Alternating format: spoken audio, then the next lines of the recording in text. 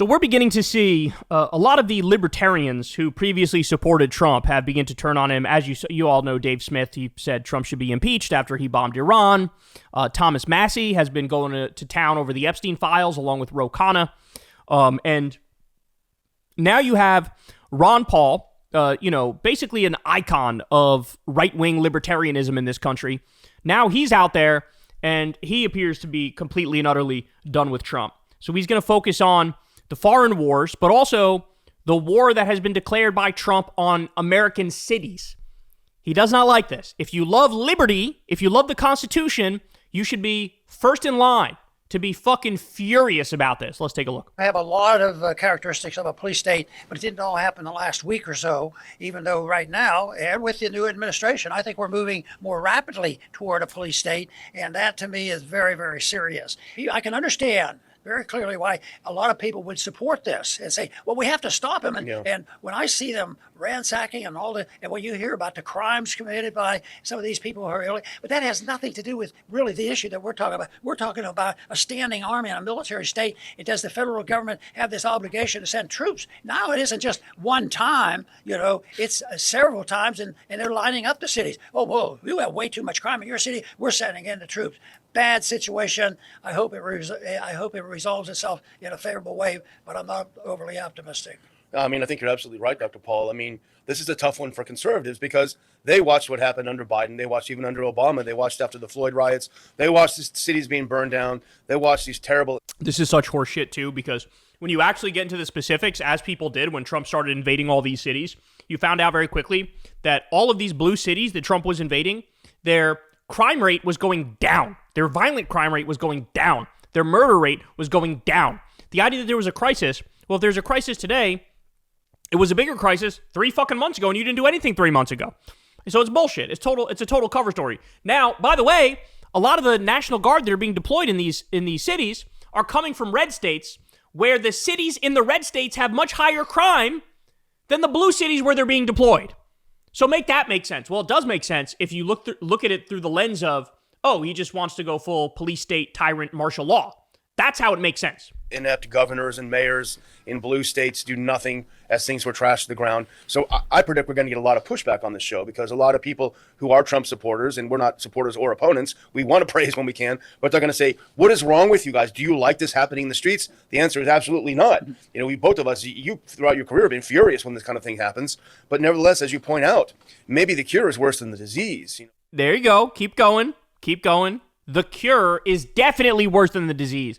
The ICE agents are the ones committing crimes, and worse crimes too, by the way, than the run-of-the-mill crime happening in any given city. We have cops who got pepper sprayed by ICE agents. We have cops who are warning ICE agents, you just hit somebody with your fucking car and try to do a hit and run. What is wrong with you? We need to file a police report. You're going to get arrested if you keep... This is what's happening. And I've got a clip from... Judge Napolitano had one of my favorites, Alistair Crook, on today, and they talked about it a little bit. This is a normalization of a military occupation of our cities in our country. Yes. That we are under military occupation. Now, they may be bad cities, but once you agree on the principle that our cities should be run by the military, well, then that will expand. And that's kind of how this started, because remember, it was California with those violent anti-ICE protests. And most people said, well, if they can't handle it in LA, maybe we should send in some National Guard.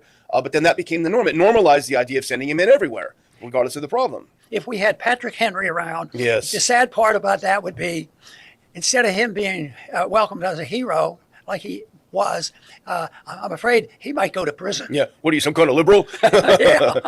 Damn. This is scathing. This is scathing for libertarians. All right, more. Ready? Now they're going to talk about Venezuela. Here we go.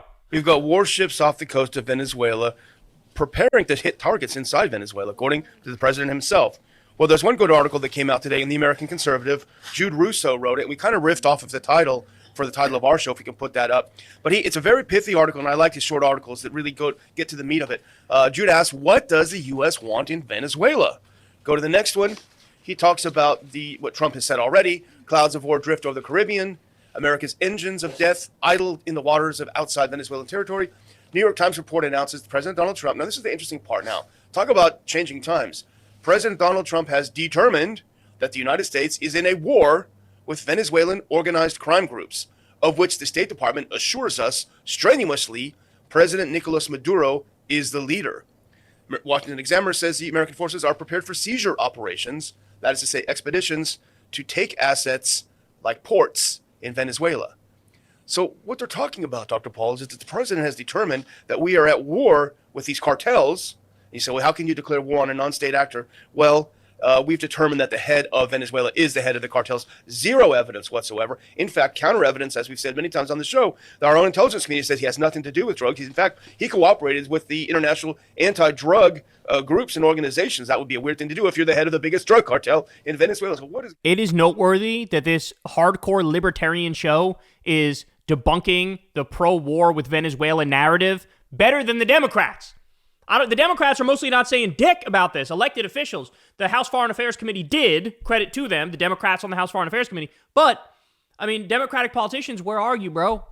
The libertarians are out here saying the right shit about this. But our problem is not enough people ask the right questions and they go along with it. It's easier to start these wars. The evidence is there strong enough, and we've tried our best to outline it, that the American people have to wake up. They can't wait until 20 years, like they finally got tired of Afghanistan. Now, the third one actually does make sense. And here's what he says. Theory 3 is by my lights the most plausible.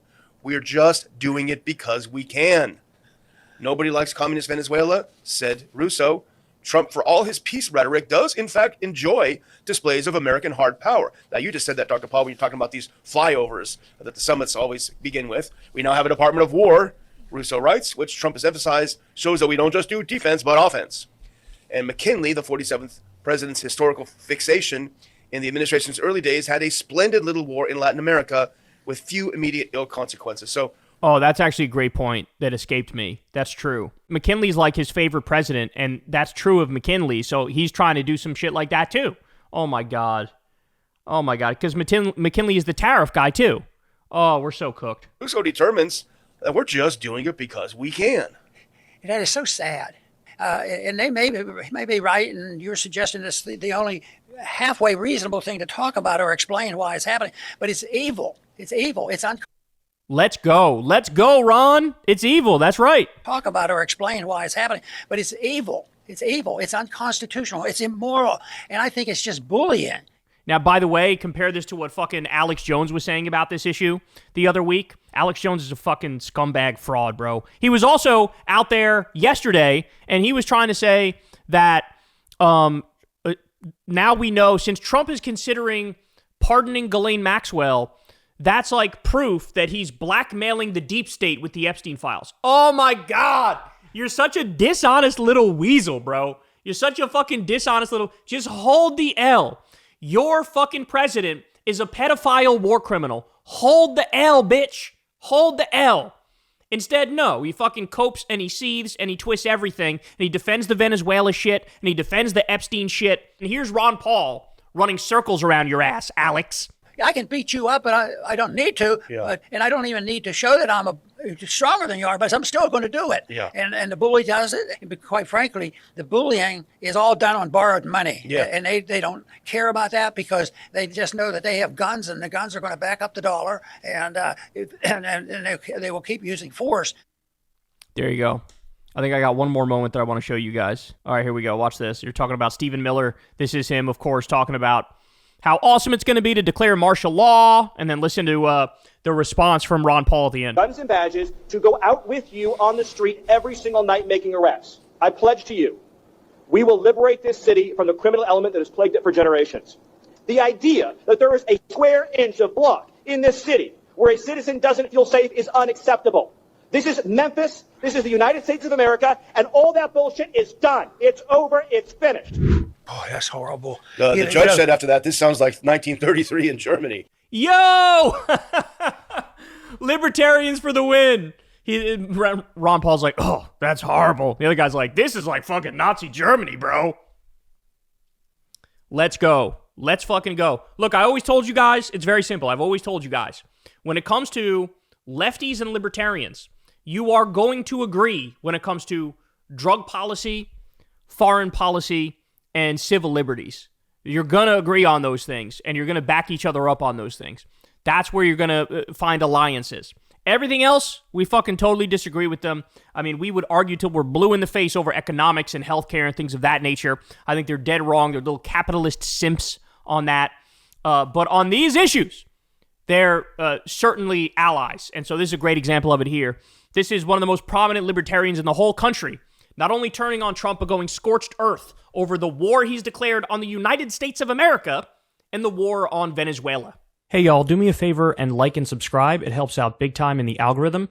Click the bell as well for notifications when videos drop, and watch that video on screen right now. You know you want to.